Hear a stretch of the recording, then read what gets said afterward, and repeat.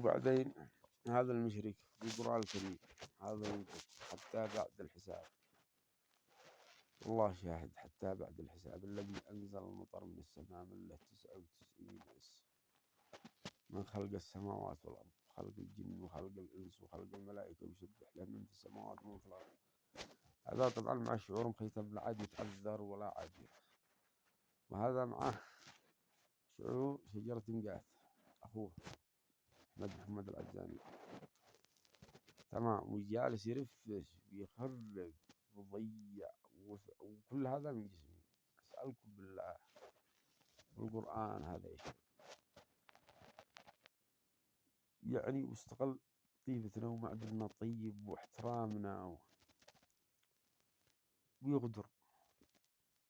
أنا ما ودي أنزل فيديوهات ولا ودي حتى إن حد يسمعنا. ابدعي غالب غالب غالب غالب مرة، ابدعي يا الله يا الله، كاتم جسمي بها فوق هذا كله وشوف يعني من جسمي هذه خلق الله. وينكم مشيناش حقك في الصالون، وكان مصلح فيلم نيابة ما نيابة وطلعات ونزلات وحقارات مثل ما موت ابن المغلس الله يرحمه.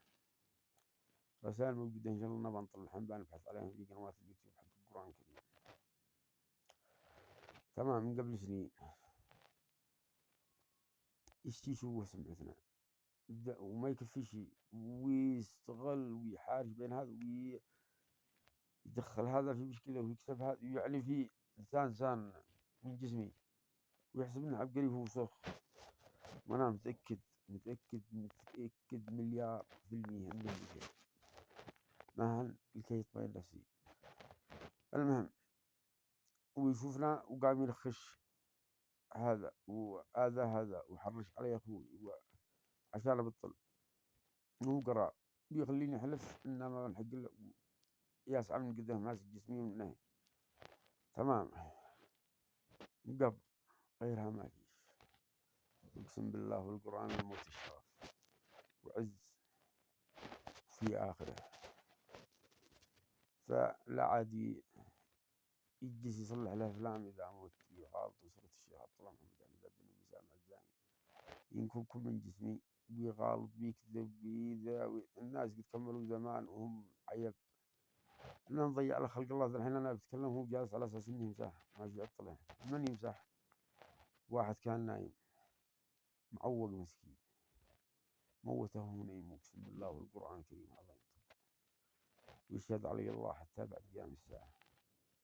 هو وأقسم بالله جالس يمسح به على أساس إني أنا صدري ذا الحين مربط، عانت رجلي، بطني يمشي شعورات، يمسح ويكتم بشعورات ويعمل أعمال ما بحلف أنا ما ثق.